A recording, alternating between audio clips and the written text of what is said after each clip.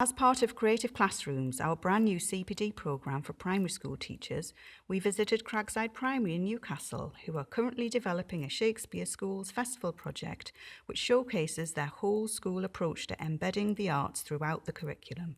So for the past this is our third year now, being involved with the Shakespeare Festival, and each year we've done it, the past 2 years, Midsummer Night's Dream and Macbeth have just been absolutely amazing, and the feedback from children and families and parents has been really, really positive.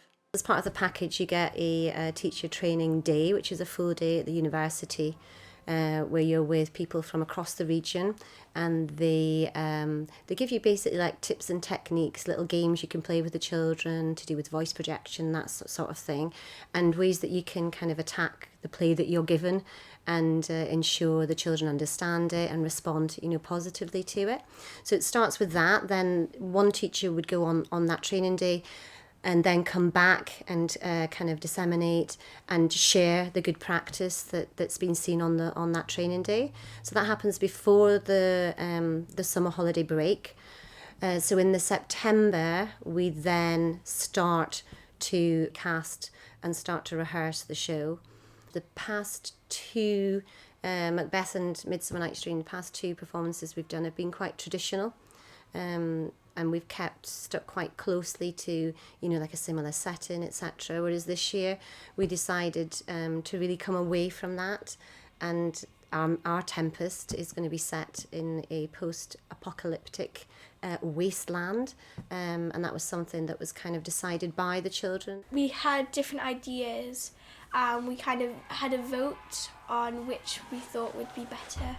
We chose the wasteland. There was also an ice, a jungle, desert, and I think that was it. Yeah, and wasteland and desert were picked. Pupil voice is really, really important now in education, and giving the children ownership over where the Tempest is set and the types of characters and also the set design and the costumes is really giving them a voice, and they buy in. The buy-in is much, much stronger from the children because it's their ideas, and we wanted it to be sort of a really immersive experience for the children. So by just doing the odd lesson costume making, the odd lesson making props, etc., you're not fully immersing the children in the play itself. So by doing it through literacy, we've been able to look at Shakespeare's language, and they've had great fun throwing insults at each other, but also looking at lines from the play as well, and being able to change those into modern day English. And it just gives them a much, much better understanding of the play, because it is a tricky play. It's not one of the ones that I would have chosen. But we were given that play, and we've gone with it. But we've done lots and lots of sort of drama linked to it as well. We've really had to do lots and lots of groundwork. And so I think bringing in the literacy, bringing in the Tudors, so we're learning about Tudors in history, and it lends itself perfectly to Shakespeare. And then within literacy itself, we've got to cover classic texts, and again, Shakespeare's ideal for that. The design process this year, we tried it a little bit different, and I'm letting a little group of children take different costumes to work on. So at the moment we've started with Prospero and Miranda. For Miranda, we were thinking doing some white bracelets. She's the only girl on the island, so we wanted her to wear white instead of like brown and stuff, so that she can stand out a little bit more. And she's going to have like a skirt and like a jacket, and it's going to be laced up all the front. Yeah. I think it makes it more exciting for the production team, rather than us just saying, right, this is what we're doing. They have a say, they have a role in it. So we split everyone up into the skills that they can do, to design the different costumes for the different characters depending on who they are. It's like you're in charge of the costume, instead of normally we don't get to make the costumes, but when you get an opportunity in year 6, you get to get more involved in actually the play a lot more. I thought it would be kind of cool to design stuff to go in the wasteland. Yeah, be a lot more fun than just having the simple island costumes. You're making it a bit more over the top a little bit. So we took a wooden pole and we wrapped masking tape around it, laid it to make it bumpy, and then painted it in like a copper. We made the tops out of lots of rolls of paper and masking tape. And we're gonna add a skull onto around here. We're really lucky here in this school because we have got some really, really talented people. I mean, June Wright, who does all the costumes, very talented, and you couldn't ask for anything more in terms of that. And having a music specialist in school has really, really helped with the technical aspect of using GarageBand, for example, which is something myself I would find really quite tricky to do. This year I'm now visiting the school as a primary music specialist one afternoon a week on a Monday afternoon, and I work with year 6 classes, back to back an hour of each class. We deliver content from the national curriculum, but other ideas that I've got about developing young musicians, and I have an after school ensemble that I'm working with.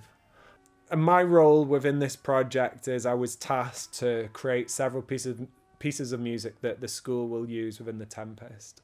And the way in which I approach all work with children and young people is based around their ideas and their interests, and I'm always trying to bring in their imagination to the project. We've started off the first few weeks is developing some soundscapes.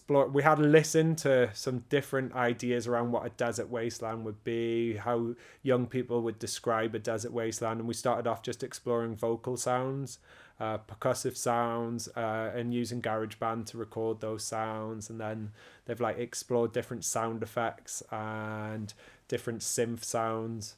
It sounds a bit, so there's a bit of whistling as if the wind's going to be coming over the deserty wasteland, because that's our theme.